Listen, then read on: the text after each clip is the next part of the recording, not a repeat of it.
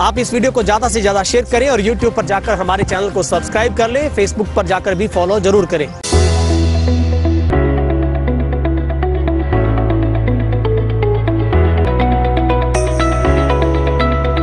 नमस्कार, तेज हरियाणा से गुरविंदर पन्नू और इस वक्त डबवाली के तमाम मुद्दों पर चर्चा के लिए मेरे साथ मंडी डबवाली से विधायक अमित सिहाग जी हैं। हाल ही में उन्होंने हरियाणा के सीएम से मुलाकात कर डबवाली की एक नई उम्मीद को जगाने का काम किया है, मगर उसके साथ भी कई सारे ऐसे मुद्दे हैं जिनके ऊपर हम उनसे विस्तारपूर्वक चर्चा करेंगे। विधायक जी, सबसे पहले आपका वेब चैनल तेज हरियाणा पर बहुत बहुत स्वागत है।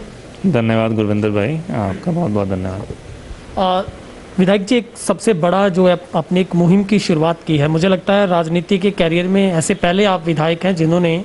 इस स्टारडम को शुरू करने का प्रयास किया है और आपने मुख्यमंत्री जी से बात करके लोगों की उस उम्मीद को जगाने का काम किया है, जिसके ऊपर मुझे लगता है कई सालों से कई संस्थाओं ने शुरुआत तो की, मगर उसके साथ शुरुआत आगे राजनीतिक तौर पर पहल नहीं हो पाई। क्या लगता है कितनी हम इसको आपकी वार्ता को महत्वपूर्ण माने, कितना सक्सेसफुल मानते हैं जो आपकी मुख्यमंत्री जी से डबवाली को जिला बनाए जाने की मांग जो आपने रखी है? देखिए, मैं मानता हूं, जैसे मैंने मुख्यमंत्री जी के समक्ष भी रखा। सबसे पहले तो मैं ये कहना चाहूँगा, राजनीतिक रूप से जब आपने जनता के प्रतिनिधि के रूप में जैसे मुझे चुनकर भेजा गया, तो सही मायने में मेरी एक जिम्मेवारी भी बनती है और मेरी एक मंशा रहती है, चाहे हम विपक्ष में ज़रूर हों, मगर हम बहुत कुछ हासिल कर सकते हैं अगर सकारात्मक ढंग से जनता के सही मुद्दों को लेकर चलें। और अगर मुख्यमंत्री हैं, वो पूरे मुख्यमंत्री पूरे प्रदेश के हैं, एक पार्टी के मुख्यमंत्री नहीं हैं। इसीलिए मैं उसी मंशा के साथ उनके साथ गया कि एक जनता की मांग को लेकर। दूसरा, जैसे मैंने ये मांग भी रखी उनके समक्ष, तो मैंने सबसे पहली बात उनको ये कही मुख्यमंत्री जी से कि बहुत से ज़िले जब बनाने की मांग रखी जाती है तो वो एक राजनीतिक कारण के कारण होती है। केवल मेरी ये मांग राजनीतिक कारणों से ना ज़्यादा प्रेरित होकर ये मांग जनता की भावनाओं से जुड़ी हुई मांग है और ख़ास करके मैं कहता हूँ एक ज़रूरत से जुड़ी हुई मांग है। इसलिए मैंने उनको रखा और तथ्य भी उनके समक्ष रखे कि सबसे पहले जिस तरीके का यहाँ पर एक दो हमारे जो बॉर्डर लगते हैं, 3 दिशाओं से बॉर्डर लगते हैं, एक तरफ हमारे पंजाब है, दूसरी तरफ राजस्थान है, और जो नशे का व्यापार कह लीजिए या जो दुर्गति आज की तारीख में यहाँ की जवानी की हो रही है नशे के कारण, वो कहीं ना कहीं इन दोनों प्रदेशों से आता है। तो जब तक हम इस सेंसिटिव एरिया, जैसे हम बॉर्डर को सेंसिटिव मानते हैं, हमारा एरिया भी बहुत सेंसिटिव बन गया, और जब तक प्रशासन यहाँ पर हम उस स्तर का नहीं दे, जितना भी हमारे कर्मचारी हों, हम सब लोग लग रहे हैं, पूरी कामयाबी हासिल नहीं कर सकते। तो इसलिए सबसे बड़ी मांग मैं मानता भी हूँ। एक मैं मानता हूँ आर्थिक रूप से भी ये एरिया पिछड़ा रहा है, यहाँ कोई उद्योग धंधा नहीं है। 60 किलोमीटर की दूरी है, कई ज़िले ऐसे बने हैं जो आप सभी जानते हैं 30, 35, 40 की नशे की समस्या है, और जो जिस तरीके से आर्थिक पिछड़ा हुआ है, तो मैं मानता हूँ इसको ज़रूरत के हिसाब से मुख्यमंत्री जी को इसे पूरा करने की मैंने उनसे आह्वान किया है, सभी तथ्य उनके समक्ष रखे, और मैं मानता हूँ कि ये एक शुरुआत है। कोई जैसे डॉक्टर केवी सिंह जी ने यहाँ पे एक तरीके से जब राजनीतिक रूप से आए थे, आप सभी लोग जानते हैं, और किसी भी पार्टी का हो आज की तारीख में, वो ये कहता है कि यहाँ पहले विकास और काम की बात नहीं हुआ करती थी, यहाँ पे और सभी तरह की चीज़ें थी, मगर विकास और काम की, और बड़े बड़े मैं मान सकता हूँ यहाँ पे हमारे सौभाग्य भी है, बहुत बड़े बड़े नेता भी यहाँ से निकले, मगर सही मायने में इस क्षेत्र का उस हिसाब से विकास नहीं हुआ, या तो सोच नहीं थी, या दूरंदेशी नहीं थी, या नीयत नहीं थी। तो उसको बदलने का काम हमने किया, एक छोटा सा बीज डाला, आज मेरे रूप में जो वृक्ष बनकर उभरा है, और मैं उसी को आगे लेकर जाना चाहता हूँ। मेरा मकसद है कि राजनीति को बदलाव करना, और ये मैं मानता हूँ एक मूलभूत ज़रूरत है इस क्षेत्र की, तो इसको लेकर गया हूँ। और मैं मानता हूँ, जैसे मैंने कहा, एक छोटा सा बीज उनकी तरह मैंने लगाया है, उसके लिए पूरा उसको सिंचाई करने का काम, उसको बढ़ावा देने का काम, उसे पुरजोर तरीके से आगे उठाने का काम, ताकि वो पूरी हो, उसके लिए मैं मानता हूँ पूरे समाज के सभी नागरिकों की, इवन मैं कहता हूँ मीडिया के बंधुओं की, चाहे और राजनीतिक दूसरी पार्टियां हैं, सभी की जिम्मेवारी बनती है। और मैं आशा करता हूँ राजनीतिक द्वेष से ना चलकर सभी लोग जनता के हित में बढ़ते हुए इसके ऊपर पूरा काम करने का प्रयास करेंगे। अमित जी, आपको क्या लगता है जिस तरीके से आपने सीएम साहब से वार्तालाप किया है, दूसरी पार्टी के लोगों को भी आगे आना चाहिए? डबवाली की आवाम बड़ी खुश है, मीडिया के लोग भी, हम सब आपके साथ हैं, बड़ी प्रसन्नता का माहौल है डबवाली में। जैसे ही लोगों को पता चला कि हमारे विधायक ने सीएम साहब से मुलाकात कर ये पक्ष रखा है कि इसे कम से कम जिला बनाया जाए, नहीं तो पुलिस जिला तो जरूर है। आपको लगता है दूसरी पार्टियों को भी आपके इस पहल का पक्ष रखना चाहिए, उनको भी सरकार से बातचीत करनी चाहिए? देखिए, जैसे उदाहरण के रूप में अगर मैं, चाहे वो मुझे अपने से छोटा मानते हो, प्रेरणा शायद मुझसे ले सकते हैं कि मैं बिना विपक्ष में होते हुए भी, आज मेरी सरकार नहीं है यहाँ पे, फिर भी मैं सोचते हुए उनके पास गया। और मैं हमेशा ये कहता रहा हूँ चुनाव जीतने के बाद, और ये मैं झूठ नहीं बोल रहा, तो मेरा मंशा सिर्फ और केवल इनके हित में कुछ ना कुछ करने का है। और इसके लिए मैं जब जा सकता हूँ तो मैं मानता हूँ वो भी, अगर मैंने ये मुद्दा उठाया है, ये मुद्दा मेरा नहीं है, ये मुद्दा पूरे जनता को, जो 2 लाख वोटर हैं, सभी पार्टियों से जुड़े हुए लोग हैं, चाहे कार्यकर्ता किसी पार्टी का हो, सभी को प्रभावित करता है उसी तरीके से। तो सभी को अपनी इसके ऊपर मैं मानता हूँ, आशा करता हूँ, पूरी सकारात्मक सोच के साथ मिलजुल कर इसको आगे और बढ़ाने का, ज़रूरत पड़े तो हम साथ चलने को मैं भी तैयार हूँ कि कहीं भी,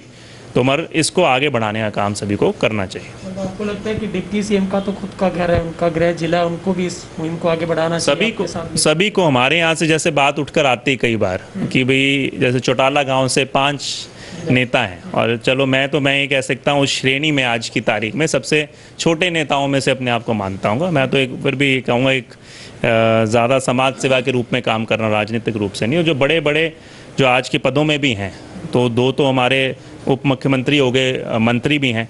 और बड़े बड़े जो हमारे नेता हैं यहाँ से, तो उन सभी से भी कहूँगा कि ये आपका केवल डबाल, चाहे हल्के आपके अलग हो सकते हैं, मगर घर आपका ये रहा है। अगर ये जनता, ये हमारा परिवार है, तो इनके साथ हमें कोई भेदभाव की राजनीति ना करके हमें सही मायने में जनता के विकास के लिए सोचते हैं। और इस विकास के साथ साथ मैं सोचता हूँ इस यहाँ के युवाओं को बचाने के लिए, कल अगर ये नशा इतना फैल गया, कल मैं मान सकता हूँ हम सभी इसके जिम्मेवार होंगे। तो आज मेरी जिम्मेवारी भी बनती है, तो उससे ज़्यादा शायद उनकी जिम्मेवारी है, क्योंकि आज उनके पास ताकत भी है, एक तरीके से राजनीतिक ताकत है, और एक तरीके से अगर वो मंशा बनाएंगे तो मैं मानता हूँ इसको और तीव्र गति से काम किया जा सकता है। अमित जी, एक सबसे बड़ी मांग थी शहर की कि बस स्टैंड रोड को चौड़ा किया जाए। हालांकि सीएम साहब जब यहाँ पे आए तो उन्होंने खुद इसकी घोषणा की थी। दिग्विजय सिंह चौटाला ने भी ये बात पर दावा किया था कि उन्होंने भी इसके लिए सरकार से बात की और ये बस स्टैंड का रोड है वो चौड़ा होगा, लेकिन वो काम वहीं पर ठप हो गया। क्या आप भी स्टैंड करते हैं? आपके संज्ञान में कोई मामला हो, आपको लगता है इसके ऊपर भी वर्क होना चाहिए? देखिए, मैं सबसे बड़ी चीज़ मानता हूँ कि कोई काम को करने के लिए 2 चीज़ों की बहुत आवश्यक है। जानकारी तो ठीक है, जानकारी एक सही है, और एक पॉलिटिकल के साथ साथ एक खुद की विल चाहिए। अगर हम एक कह देते हैं ये हो जाएगा, और उसके बाद ना हम उसके पूरी तरीके से सुध लें, ना पूरी तरीके से उसे फॉलोअप करें, तो वो चीज़ मैं नहीं मानता। कोई भी काम, आप छोटे से छोटा काम घर का भी हो, वो भी नहीं फॉलोअप करके नहीं करते तो नहीं होता। तो ये मेरे को समस्या कई बार दिखती रहती है कि जब तक हम सिर्फ घोषणा तक सीमित रह जाते हैं, उसके आगे उसके ऊपर कोई कार्रवाई नहीं होती। तो कहीं ना कहीं अब मैं ये जानकारी ज़रूर चुनाव के दौरान भी और चुनाव के बाद भी हमने एक बार प्रयास भी, बल्कि मेरे को तो जो पहले पिछले अधिकारी भी लगे हुए थे यहाँ पे, कुदरती कहीं पे मुलाकात हुई, तो मैंने उनसे भी ये बात की कि उनके समय पे घोषणा हुई थी, तो वो कह रहे थे इसको आगे जानकारी लेंगे। और मैं जैसे आज आपने फिर से मेरे संज्ञान में ये बात लेकर आए हैं, तो मैं इस मुद्दे को दोबारा से उसी तरीके से सभी से फॉलोअप करके इसकी पूरी वास्तविक रूप से आज की क्या परिस्थिति है और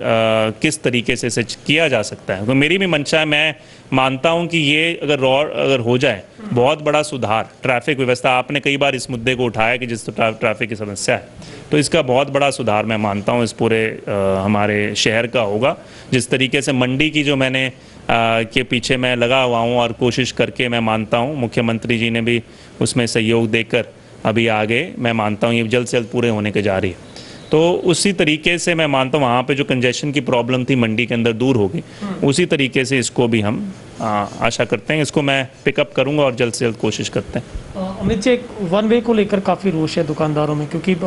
मुख्य रूप से एक शहर का और एक ग्रामीण अंचल के मुख्य बाज़ारों में बस स्टैंड रोड और कॉलोनी रोड को मुख्य रूप से लिया जाता है, लेकिन दुकानदारों का आरोप है कि प्रशासन उन्हें परेशान करता है, चालान काटे जाते हैं और बेरोजगारी की कगार पर दुकानदार खड़े हैं। और उन्होंने इस मांग को लेकर कई बार प्रशासन से वार्तालाप किया, लेकिन बात सिरे नहीं चढ़ पाती है। उनका ये भी मानना है कि अगर विधायक जी इस बात को आगे लेकर आते हैं तो शायद बहुत बड़ा हल हो सकता है, क्योंकि ट्रैफिक को दुरुस्त करना ज़रूरी है, लेकिन उसके साथ साथ बाज़ार का जो एकीकरण किया गया जिस तरीके से वन वे करने के बाद जो रोटेशन की गई दुकानदार कह रहे हैं वो बड़ी गलत है। मूल रूप से मैं इस पे ज़रूर एक बार दुकानदारों से दोबारा, क्योंकि मैं कोरोना वायरस से जब स्थिति शुरू हुई थी परिस्थितियाँ, उससे पहले मैंने एक दो समितियों से भी और दुकानदारों से बातचीत की थी, वो चाहे वो सफाई व्यवस्था के बारे में हो, चाहे यहाँ पे जो समस्या इस रोड की खास करके जो समस्या है। उसके बाद कोरोना वायरस की स्थिति आई और मेरे ख्याल से वो उस चीज़ पे मुद्दे पे थोड़ा सा हमारा संपर्क टूट गया। तो मैं दोबारा से कोशिश करके खुद पहल करके उन सभी दुकानदारों के पास जाके इनसे बातचीत भी करूँगा। मगर जैसे आपने कहा, आपने भी पिकअप किया कि मूलभूत समस्या मुझे यहाँ पे दिखाई देती है, वो ये है कि ये ट्रैफिक को प्रशासन शायद एक तरीके से नज़रिया अलग हो सकता है करने की, और ऑब्वियसली हमारी कोशिश ये रहनी चाहिए कि ट्रैफिक की समस्या भी दूर हो, मगर साथ में सबसे बड़ी बात यह है कि हमारे जो व्यापारी हैं उनका उद्योग धंधा भी प्रभावित ना हो। तो इसके ऊपर मैं सोच विचार कर रहा हूँ, और जल्द से जल्द जब कोई ना कोई इसका एक पूरा प्रक्रिया मैं बना पाऊँगा तो मैं फिर ज़रूर आपसे साझा करूँगा। मगर इन द मीन टाइम मेरी कोशिश रहेगी सभी इन जो व्यापारी वर्ग हैं उनको भी मैं कहूँगा कि वो भी ऐसी कोई बात है तो हम इस पर बैठकर चर्चा करें, और मैं भी उनके पास खुद जाऊँगा और चर्चा करूँगा इसमें। अमित जी, भाई शहर की जो छोटी सरकार कही जाती नगर परिषद, उसको भंग हुए काफ़ी समय हो गया, बिना चेयरमैन के अब सरकार वो चल रही है। क्या उस प्रक्रिया में भी कोई कदम आगे बढ़ पाया, कोई उनका चुनाव हो जाए और चेयरमैन की नियुक्ति हो जाए? नहीं, बिल्कुल। 2 दिन पहले सभी, मैं मानता हूँ यहाँ पर जो हमारे काउंसलर्स हैं सभी की ये पहले से भी मांग रही है। फिर कुछ करते हुए कोरोना वायरस की स्थिति बनी, उससे पहले कुछ टेक्निकल कारण था मार्च तक की भी, जैसे मैं विधायक बनकर आया तो उनको कोई इनलिस्टिंग करनी होती है, वो उन्होंने हो ली। उसके बाद कोरोना वायरस की स्थिति रही तो सभी का ध्यान उसकी तरफ, या जो दूसरे मेजर काम थे। अब जैसे कुछ संभल के आई है स्थिति, तो सभी की मांग थी काउंसलर्स की, और मैं परसों ही मुलाकात डीसी साहब से हुई है इसके बारे में। सभी काउंसलर्स भी तकरीबन वहाँ पर उपस्थित थे, सभी ने अपनी मांग सोची, और डीसी साहब ने आश्वस्त किया है कि जैसे ही और थोड़ा सा हम कोरोना वायरस की स्थिति पे और बाकी कामों पे नियंत्रण पा लेते हैं तो प्राथमिकता पे इसको कराने का काम करेंगे। ताकि मगर इसके साथ साथ मैं ये भी कहूँगा कि कोई भी अगर आपके काम जो मोहल्ले के हैं रुके हुए हैं, चाहे वो किसी भी पार्टी से संबंधित हमारा काउंसलर क्यों ना हो या वैसे हो, उनको आगे बढ़ाने का काम वो ज़रूर करेंगे। और मैं जहाँ पे मेरी आवश्यकता है अपने भाई के रूप में, मैं उनका पूरा सहयोग देने को तैयार हूँ। अमित जी, एक सवाल आपने विधानसभा के सत्र में भी उठाया था कि डबवाली में महक हत्याकांड के बाद एक स्कूल की घोषणा हुई थी, लेकिन अभी तक उसमें भी काफ़ी सारे पेच फंसे हुए हैं। क्या लगता है उसकी क्या तस्वीर है फिलहाल अगर शहर के लोग? देखिए, मैं अभी भी जैसे जो मेरी रिसेंट मीटिंग हुई है मुख्यमंत्री जी से, उनको मैं दोबारा से इसके बारे में उनको जानकारी भी उनको भी को नोट करके दोबारा से इसे पूरी तरीके से फास्ट फॉरवर्ड करने का काम किया। मैं इसको थोड़ा सा आपको स्टेटस अपडेट देना चाहूँगा। मैंने इसको फॉलो किया था, और पूरी तरीके से विधानसभा सत्र से पहले भी इसके ऊपर, और बाद में विधानसभा सत्र के दौरान इस पे मैंने प्रश्न भी जो डिपार्टमेंट और मंत्री हैं उनसे बात की, उनसे पूछा, और मेरे पास आधिकारिक रूप से और लिखित रूप में उनका पूरा जवाब आया था कि भाई जो ये स्कूल है इसके लिए 90 लाख रुपए मंजूर कर दिए गए हैं डिपार्टमेंट द्वारा, और 24 अप्रैल की तारीख दी थी कि 24 अप्रैल से इसका निर्माण कार्य शुरू हो जाएगा। तो जिससे अगर आप ये बात सोचें तो इसका मतलब ये है कि ये चीज़ वैसे पूरी रूप से आधिकारिक रूप से हो चुकी है, जिसका मैंने मुख्यमंत्री जी से भी जानकारी दी थी। और मैं आशा करता हूँ अगर इसमें कोई बोटल नेक या पेच अड़ा हुआ है वो तुरंत उसके ऊपर लगकर उस पर प्रयास करेंगे ताकि जल्द से जल्द इसका काम, क्योंकि कोरोना वायरस के चलते मैं मानता हूँ कई डिपार्टमेंट्स का काम धीमा पड़ गया, तो ये बेनिफिट ऑफ डाउट हम दे सकते हैं कि 24 अप्रैल को नहीं शुरू हुआ तो इसके कुछ कारण है। ये सिर्फ सरकार को मैं ब्लेम नहीं करना चाहूँगा। अब मैं देखता हूँ कहाँ पर इस पर रुका हुआ है तो उसी को आगे बढ़ाने के लिए, और जल्द ही आपके बीच में मैं मानता हूँ इसकी जो अधिक जानकारी होगी मैं आपके बीच में लेके आऊँगा और आप लोगों को अवगत करने का काम करूँगा। अमित जी, अभी 1 लाख रुपए की लागत से यहाँ पर स्वीपिंग मशीन शहर के नगर परिषद को मिली,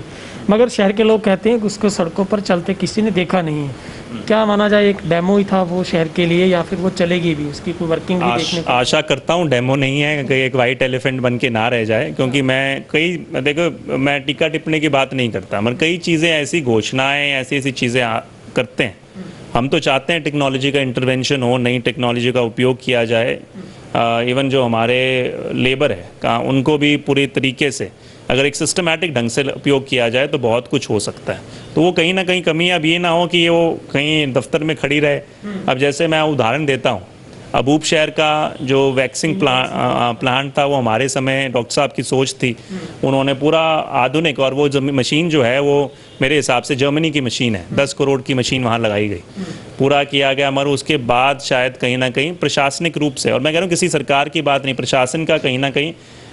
उसको ठीक तरीके से संभाला नहीं गया, उसकी शायद नीतियाँ आगे ठीक नहीं बनाई गई, और तो आज जो इस एरिया के लिए बूम हो सकता था वो आज एक वैसे वाइट एलिफेंट की तरह खड़ा हुआ है बस। तो यही मैं चाहता हूँ, कोई भी सुविधा आए उसको, और ये जिम्मेवारी सिर्फ मैं ये नहीं कहूँगा प्रशासन की तो है ही, जो हमारे सभी नागरिक भी हैं, आप सभी की, उनको की भी, हाँ, तो इस पर आप लोग भी निगाह रखें। और मैं अगले हफ्ते इस पे पूरा संज्ञान लूँगा दोबारा से कि कहाँ पे वो स्थिति है, कि वो मशीन कहाँ चल रही है। एक दिन तो मैं सोचता हूँ हम सबको मिलकर उसका एक पूरा रूट कवर कराना चाहिए, ताकि पता भी चले उसके अंदर कहाँ सही में उसका बेनिफिट हम ले पा रहे हैं या नहीं ले पा रहे। नहीं तो इतना पैसा सिर्फ एक किसी ठेकेदार को देने के लिए मशीन नहीं मंगवाई गई, ये मशीन का काम होना चाहिए कि यहाँ की सफाई व्यवस्था को दुरुस्त करने के लिए। तो मैं उस दिन आपको भी आमंत्रित करूँगा जिस दिन एक दौरे पे चलेंगे और वो मशीन को निरंतर हमारी आंखों के सामने चलाकर दिखाया जाए, ये मैं मांग रखता हूँ। मैं अगले हफ्ते या जब भी नेक्स्ट विजिट करेंगे उसमें ज़रूर इसको पिकअप करेंगे। अमित जी, एक आपकी तरफ से एक मुद्दा बड़ा अहम उठाया गया था शहर में स्ट्रीट लाइटों को लेकर, लेकिन उसमें भी जो टेंडरिंग होने की प्रक्रिया सिरे नहीं चढ़ पाई, और दूसरा इसी में इंक्लूड कर रहा हूँ, बंदरों की समस्या से शहर बड़ा परेशान है, क्योंकि लॉकडाउन से पहले भी टेंडर लगाया गया लेकिन नहीं लग पाया, अब फिर लगाया तो उसमें एक ही फर्म ने आवेदन किया, फिर नहीं लग पाया। तो टेंडर का खेल न जाने दिवाली में कब तक चलेगा? क्या लगता है शहर को कब निजात मिल पाएगी इन तमाम समस्याओं? मैं, जैसे आप कह रहे हैं, थोड़ा सा जो खेल की बात है कि कहीं ना कहीं दुख होता है इस चीज़ों से कि भाई कहीं ना कहीं जो लोगों में या प्रशासन में जिस तरह की वो होनी चाहिए, हर काम को गति देने की मंशा होनी चाहिए, वो शायद कई बार कम हो जाती है। शुरुआत में जो पहले मैं बनने के बाद सबसे पहले आपकी भी जानकारी में 3 मांगे लेकर गया था, जिसमें सफाई व्यवस्था की थी, ये हमारे बंदरों की भी थी, साथ में स्ट्रीट लाइट्स की थी। इन सबको लेके डीसी महोदय के पास गया था। उन्होंने उस पर करते करते बाद में टेंडरिंग की प्रोसेस, जो टेंडरिंग काफ़ी महीनों या चुनाव से पहले 1-1.5 साल से पेंडिंग पड़े थे, तो उन्होंने करवा दिया। कराने के बाद फिर उसके अंदर आप कह रहे हैं जैसे तकनीकी प्रॉब्लम रही, क्या रहा, कुछ चीज़ें नहीं थी, फिर दोबारा से लगे लाइट्स का जैसे है। सफाई व्यवस्था के लिए अभी ये भी था जो ये सुझाव मैंने प्रशासन को दिया था कि यहाँ पर, क्योंकि मैं उस समय करनाल में मुख्यमंत्री जी का, क्योंकि मेरी अब ये इसमें मैं बताता नहीं कहीं पे कि मैं करते हुए, तो मैंने मुख्यमंत्री जी खुद के गढ़ में गया कि जो करनाल है, मैंने कहा अगर सफाई व्यवस्था सबसे, वो स्मार्ट सिटी बनाना चाहते हैं, सफाई व्यवस्था सबसे दुरुस्त होगी तो वहीं पे होगी। तो मैं वहाँ देखने गया कि वो क्या कर रहे हैं, तो मैं वहाँ पे मिला, अधिकारियों से भी मिला, और उधर मैंने सुझाव करके, बल्कि बकायदा उनकी टीम को मैं यहाँ पे एक दिन अकेले पर्सनल जायजे पे लेकर आया था। तो मुझे बताइए कि आप यहाँ पे ये जो डंप पड़ा हुआ है इसका क्या हो सकता है, तो वहाँ सुझाव दी। ये सुझाव मैंने आगे अधिकारियों को दी, जिसके बाद इन्होंने एक प्रक्रिया भी बनाई थी कि जिसमें इसको खाली करा के, एक टेंडर आपके संज्ञान में होगा, इसके लिए भी हुआ है, मेरे ख्याल से हो चुका है पूरा, और पार्टी को अलॉट भी हो गया है। तो उसके अंदर की ये सारा का सारा रिमूव किया जाएगा, 7 एकड़ में तकरीबन जगह है, और इसको साफ़ सुथरा करके सरकार को देने की जिम्मेवारी, प्रशासन को मतलब देने की जिम्मेवारी उनकी है, और वो एक टेंडर, तो मैं कहता हूँ एक शुरुआत है। अब उसमें भी मगर ये है कि उसे तीव्र गति से आगे बढ़ाने का जो है, मशीन आ जाए, काम ना हो, लेबर हो, उसको इस्तेमाल ना किया जाए, टेंडर कर दिया जाए, उसके बाद कहीं अड़चनें डाल दी जाएं, ये चीज़ें मैं मानता हूँ इस सिस्टम को बदलने की बहुत बड़ी आवश्यकता है। अभी जैसे हम गलियों में गए हुए थे, गलियाँ का यहाँ 3 गलियाँ हैं जो काफ़ी समय से पेंडिंग पड़ी हैं, और वो तीनों गलियाँ तकरीबन मतलब बहुत उनको बेचारे, तो मैं 2 बार उनसे मिला और मैं जाके अधिकारियों से उसको, बल्कि वो एक बार पता चला कि वो फाइल ही गुम गई, जो टेंडर था उसकी फाइल गुम गई, और मैंने वो पता करा के खुद बनवा के उनको दिया अधिकारियों को, और वो मंजूर होके आई है। उसके बावजूद भी कुछ आनाकानी कहीं ना कहीं छोटी मोटी जो आधिकारिक रूप से चलती रहती है। तो मैं ये कहता हूँ कि ये जनता के हित की बात है। मैं हमेशा यही सबसे कहता हूँ कि छोटी राजनीति से आप बड़े नहीं होंगे, जनता के हित को पूरा करके आप बड़े होंगे। तो कम से कम जनता के हित को पूरा करने के, चाहे श्रेय लेने की होड़ में आप सभी लग जाइए, मगर जनता का हित देने का काम करेंगे तो सब, मैं मानता हूँ जनता अपने यहाँ पे आपको सराखों पे बैठा लेंगे। अमित जी, मेरा आखिरी सवाल है, एक और बड़ा मुद्दा था जिसको भी आपने उठाया था, डिप्टी सीएम से आपने वार्तालाप किया था, वो ये था कि सबसे पहली शुरुआत हम चौटाला गांव से करते हैं। वहीं की सड़कें ही सबसे ज़्यादा टूटी हुई हैं, पूरे गांव की फिरनी खराब है। आप जीवन नगर रोड की बात करें, गोरीवाड़ा के पास जाएं तो स्टेट हाईवे भी बुरी दशा में है। आपने बहुत सारी सड़कों का आपने नक्शा दिया था, लेकिन सर काम नहीं हो पाया। आज भी लोगों को उसी गड्ढों से गुजरना पड़ता है, रोजाना हादसे होते हैं। कब तक सर इम्प्लीमेंट हो पाएगा? देखिए, दुर्भाग्यपूर्ण है ये, उसी सिस्टम के चलते मैं मानता हूँ दुर्भाग्यपूर्ण है। मेरी कभी, जैसे मैंने कहा, टीका टिप्पणी की आदत नहीं है। जब वो डिप्टी चीफ मिनिस्टर भी यहाँ पर आए थे तो उन्होंने मुझे खुद की भी, मेरे चाचा जी भी लगते हैं, और उन्होंने ये बात कही थी, और मुझे याद है कि उन्होंने ये कहा था कि वो कोई भी मांग रखेंगे, हाँ तो मैं लेकर, तो मैंने उसको सम्मान करते हुए, चाहे मैं रिश्ते में उनसे बड़ा हूँ, चाहे वो जो भी है, बट मैं अपना सम्मान करते हुए, और वो ओहदे में बड़े हैं, उनके पास आ जाए, तो मैंने कहा कि हमारा परिवार है, ये हमारा क्षेत्र है। तो उनके पास मैं गया था पूरी तरीके से लेके, और बाकायदा उन्होंने मेरे सामने, जो मैं कह रहा हूँ, टिक करके ये 5 जो सड़कें हैं ये आपके मापदंड पूरी करती हैं, इसको हम कर दिया जाएगा। पर दुर्भाग्यपूर्ण है, उसके बाद 8 या 9 दिन के बाद मेरे पास एक लेटर आता है, उनमें कहते हैं कि कोई भी सड़क मापदंड नहीं पूरा करते, या तो उधर किसी जानकारी की कमी है, कि जब वो बता रहे थे जानकारी की कमी है, जो पेपर में घोषणाएं करते हैं इतनी लंबी लंबी सड़कें बना दी जाएंगी, उसमें कमी है, या फिर कहीं ना कहीं वो जो कह रहे हैं और कथनी और करनी के अंदर अंतर है। तो मैं तो यही कहूँगा कि अगर हम अपने परिवार को, अपने क्षेत्र को, अगर खुद के, जैसे कहते हैं ना, जो हर चीज़ अपने घर से शुरू होती है, अगर हम अपने यहाँ पर नहीं दे सकते तो पूरे हरियाणा में देने की बात तो मैं मानता हूँ कि इसमें बहुत बड़ी, मैं कहता हूँ, प्रश्न चिन्ह और क्वेश्चन मार्क है। तो मैं आशा करता हूँ इस हम राजनीतिक रवैये को छोड़ के हम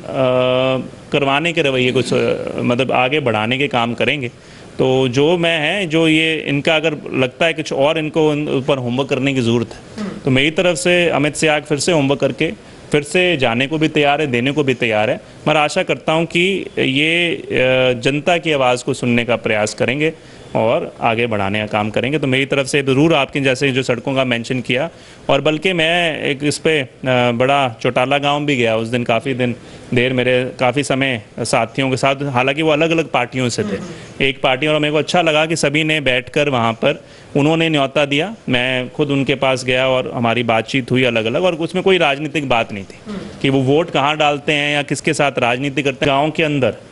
मैं कह रहा हूँ, अब इतने समय के बाद अभी तक चौटाला गांव में जो मूलभूत सुविधाएं होनी चाहिए थी, भूपेंद्र हुड्डा जी आए थे सीवरेज के लिए,